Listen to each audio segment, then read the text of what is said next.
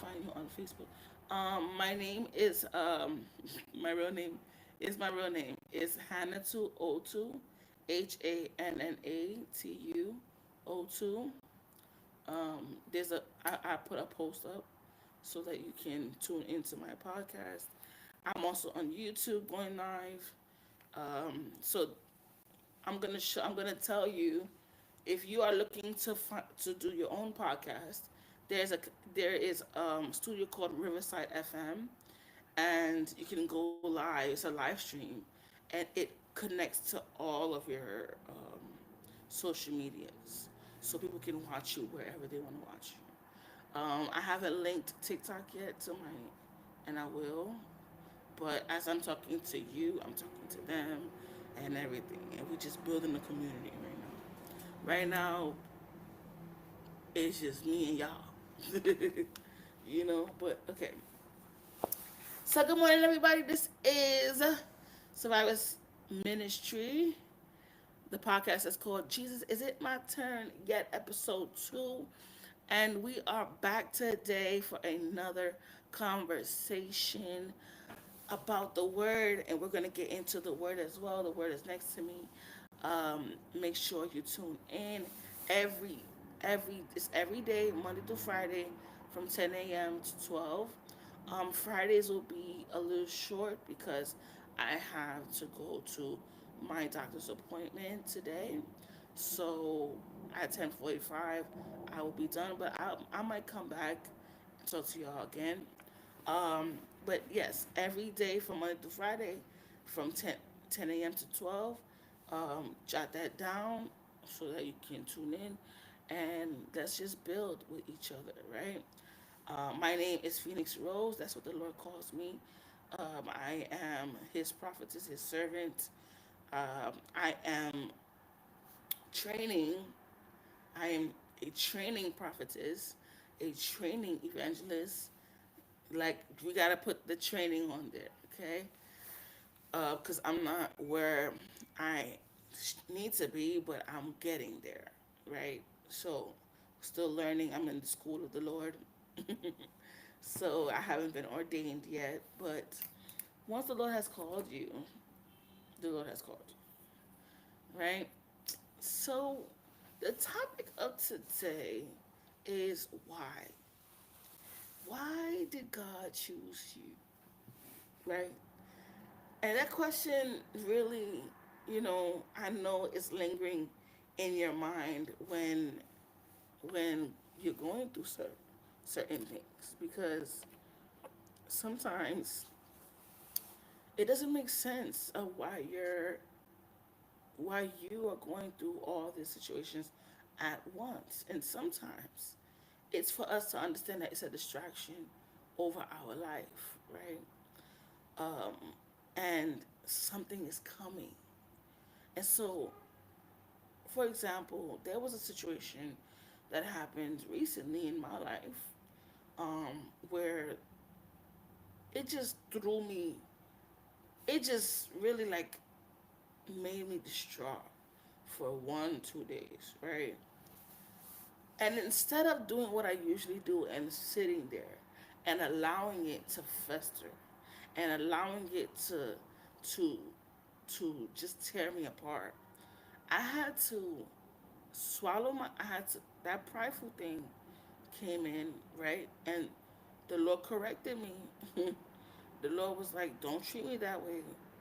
Talk to me, right? Because I have, I don't know how to really articulate how I feel at the moment, especially if I can't articulate it. It's just, but I was able to lay down and talk to the Lord and cry to Him about the situation. And as I'm crying to Him, I realized He was listening the whole time.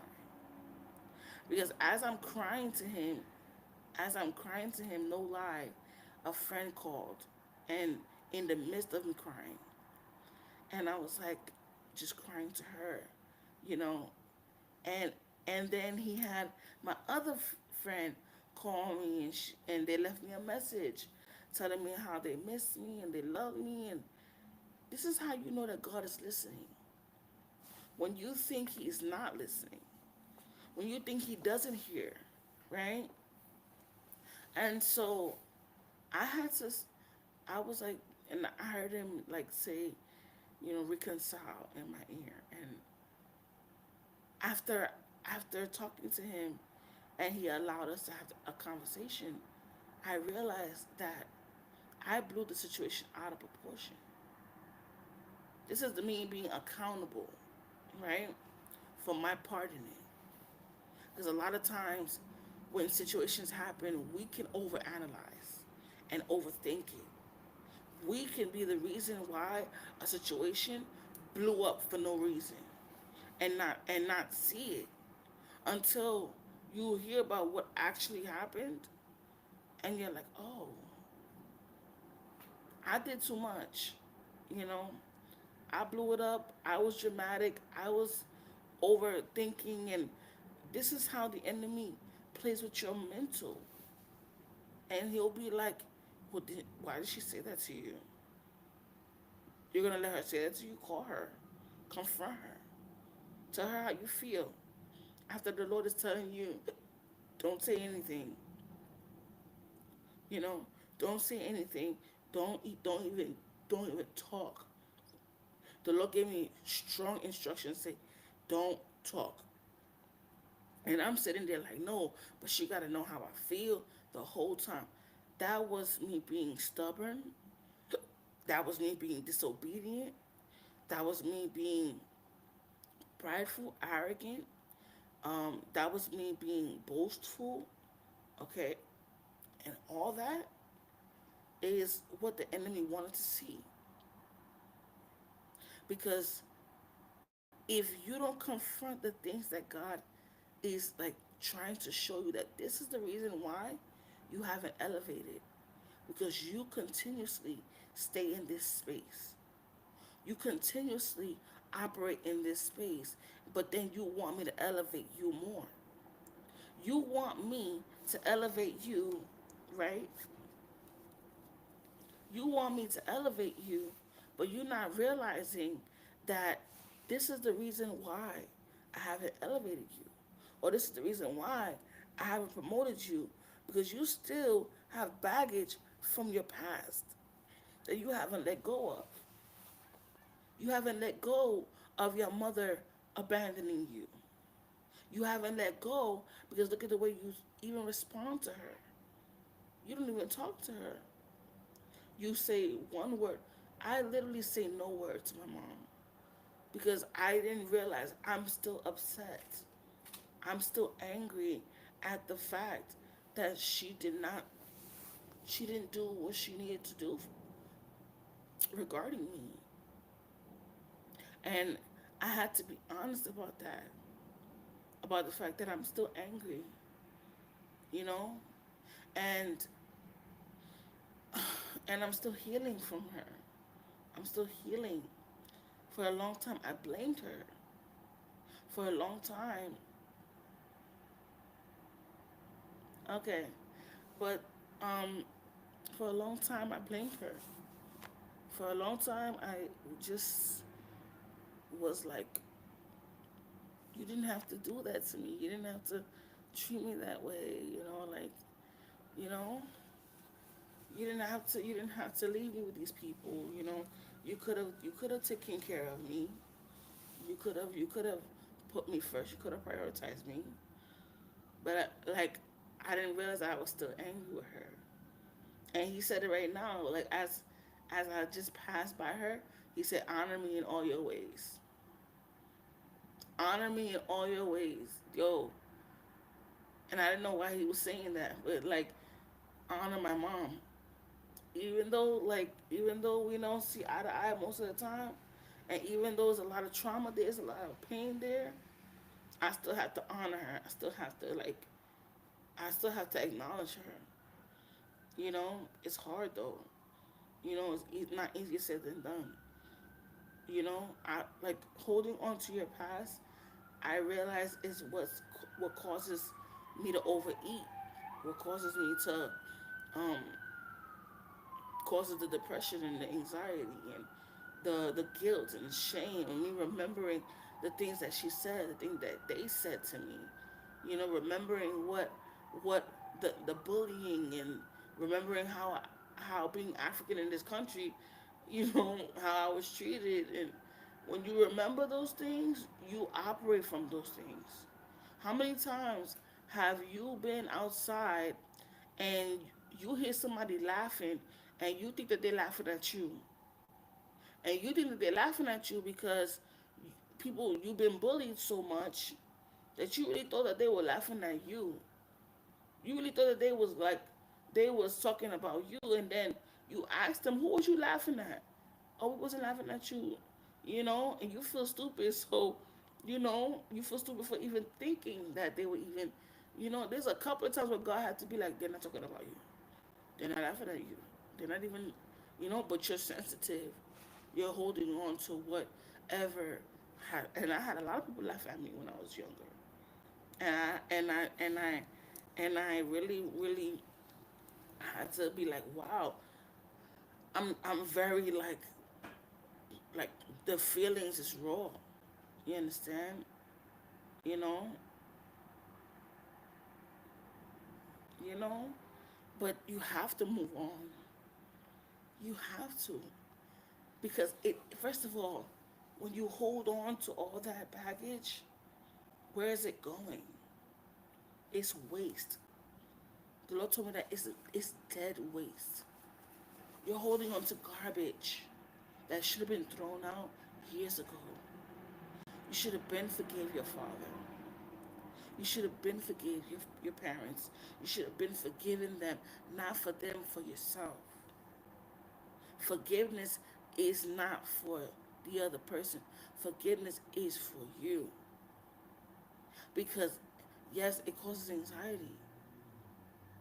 And I don't support that song. I have to say that publicly. I don't support that song. Because people who have real anxiety, that's not a song to even be singing.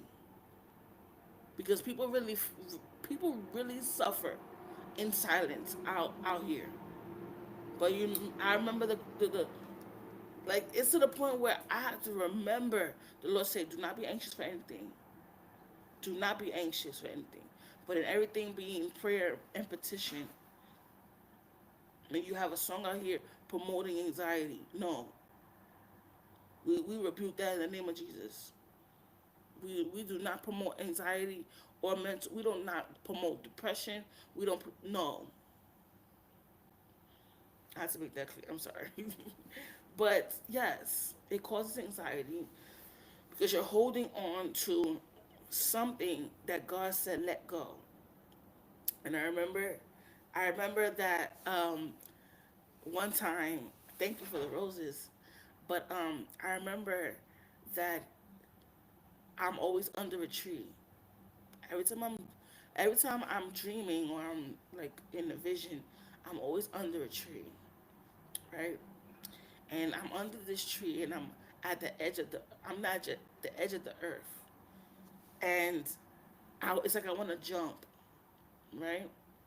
I want to jump, but I'm scared to jump. And then one time I just ran and I jumped, and I saw a big hand catch me, right? And I was like, what is this dream, right?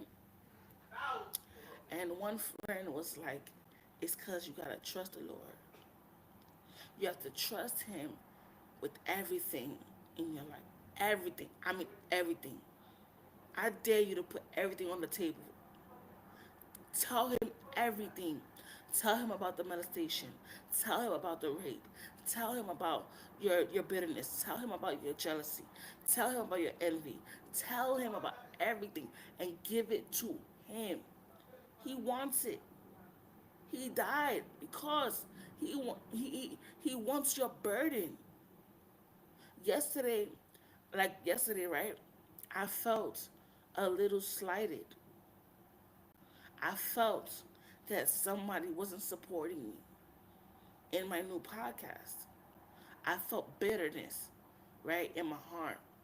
And I went to the Lord about it, and I said, Lord, I feel this way about this person, and maybe It might not be what actually is, but because I've had people not support me so much in my life, I feel not supported by some people, right? And I went to him about it, and I talked to him about it. This morning I don't feel that way no more. Because guess what? The people that want to support you will support you. But then he also was like, Prophetess, you don't remember that she was in the comments?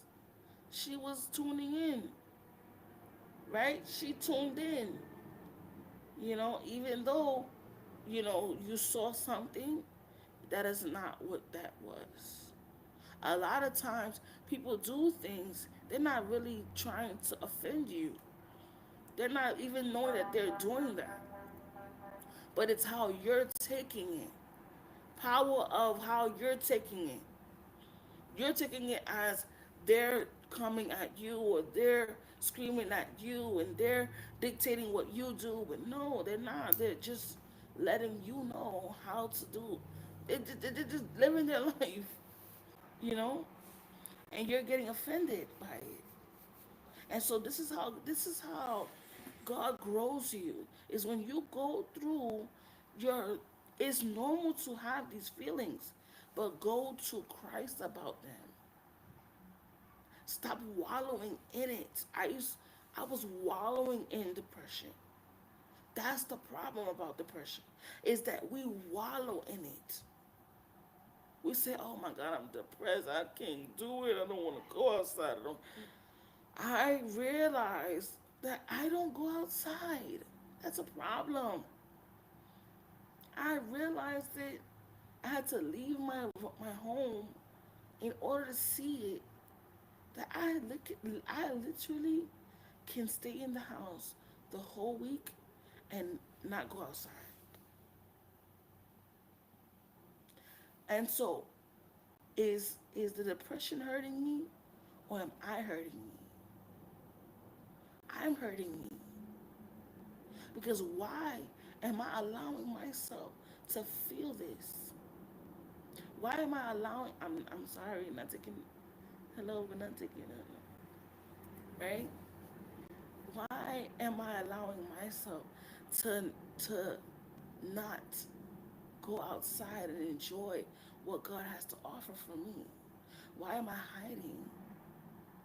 We gotta start asking ourselves these questions. What am I hiding from? Why am I saying I don't want to do this? Why am I in my room 24/7? Everything that I said I wanted to do, I haven't done. I haven't done it. Literally, God is yanking you from that depression, but you're sitting there like, no, I want to stay here. You can't stay there. Why? Because God needs you. Apostle, God needs you.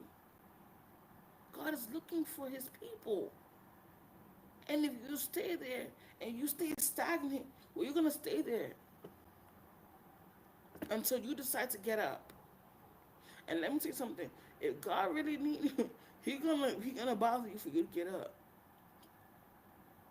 And he gonna make you get up. You understand what I'm saying? It's your life. Jesus is alive today. He is no longer dead. He has risen. He has risen. And if my God have risen, if my God, my Jesus is no longer dead in the grave, and he has risen, why am I trying to die? Why am I dying? When he gave us life, when he was on that cross, and the blood trickled down into the grave of Adam, he gave us life. He restored us. He redeemed us. He created the pathway to life. That's why the Bible says he is the way, the truth, and the life. Because he created the way for the life.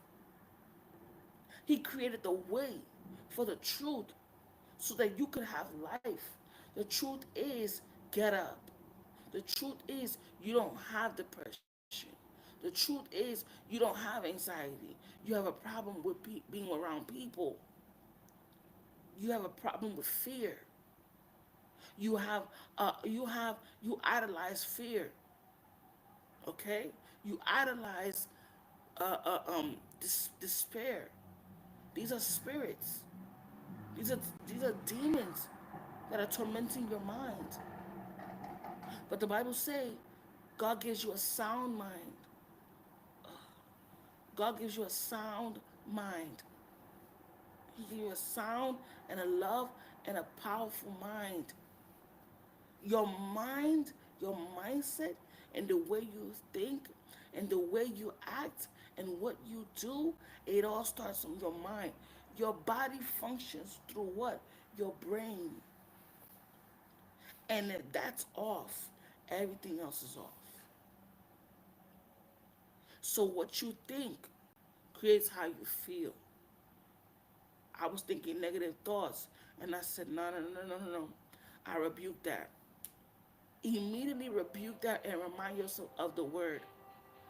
Remind yourself of what he said. I was just reading about Moses, Exodus 4, where Moses is telling the Lord, I can't do what you're telling me to do. You want me to go to the Pharaoh and tell him what? I stutter. I can't.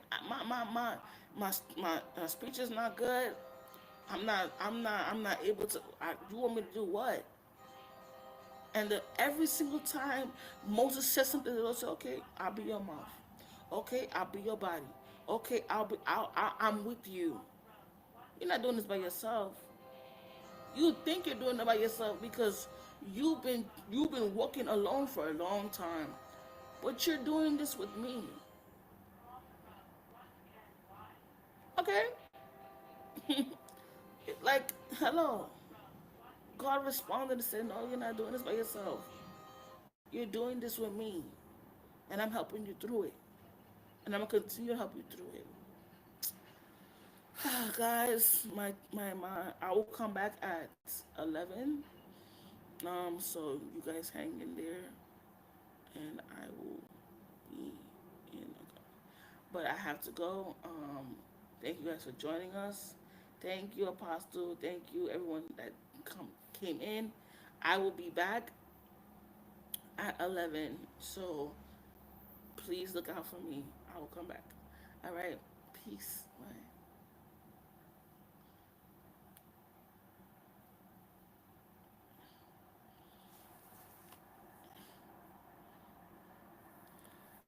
Hello.